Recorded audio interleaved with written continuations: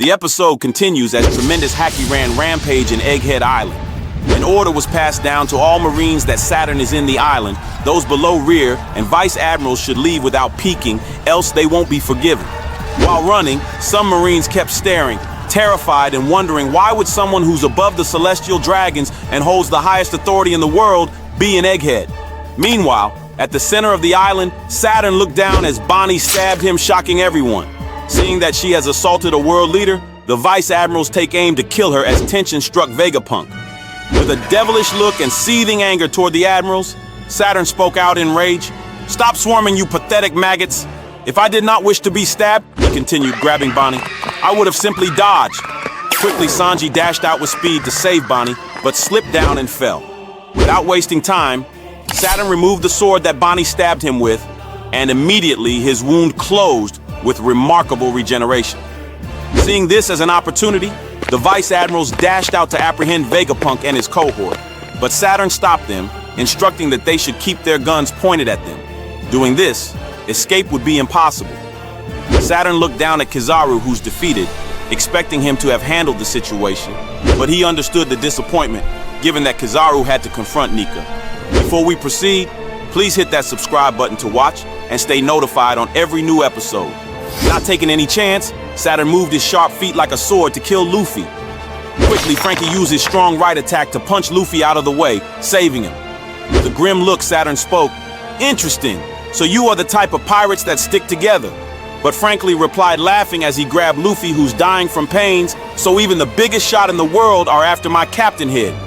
Saturn declared that the involvement of Luffy and Bonney in his affair was truly unforeseen. But the coast had been blocked by the Marines. We shall see what fate has in store for you.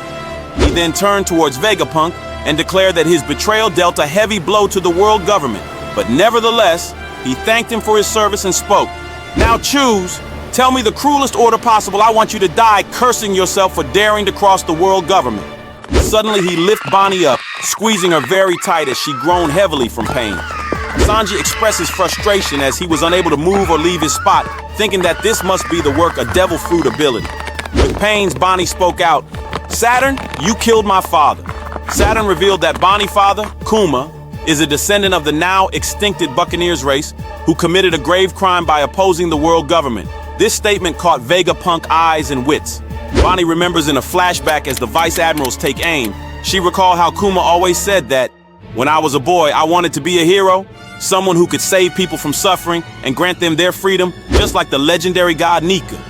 Taking aim, Saturn ordered all Vice Admirals to shoot Bonney in the head, as Kuma and Bonney danced to the drums of liberation in a flashback. Scared, Sanji shouted out Bonney's name with tears, as Vegapunk pled for her life. A flashback revealed 47 years back in the South Blue, at Sorbet Kingdom, two couples gave birth to a male child named Kuma. The doctor tried his best to cover up the blood race of the child, but news got to the world government as agents were dispatched to capture him. Kuma's father begged for them to release his wife, since she's not a Buccaneer by blood. But they took them all, beat and held them prisoners. At early age, Kuma suffered from slavery, intense manual labor and torture, as the celestial dragons bully him all day long. Even in that hellish situation, Kuma received consolidations from his father always. One day, his father sat Kuma down and revealed that his mother had passed on to the afterlife. With tears of bitterness, he cried, saying, "She's in a better place." Finally, in all might and boldness, he confidently spoke to Kuma, saying that, "Be strong.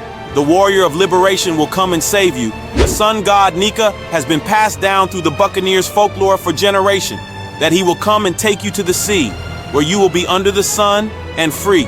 Nika always smile, and every time he appears, you'll hear the drums of liberation's beating."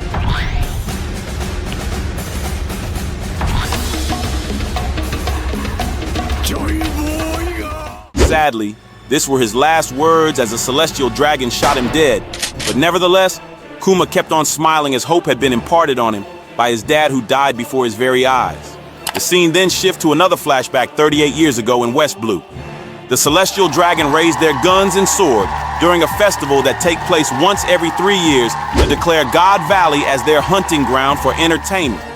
The king of God Valley tried to stop this monstrosity, but he was struck dead by Saint Fingerland Garland, a god knight who was also participating in the game.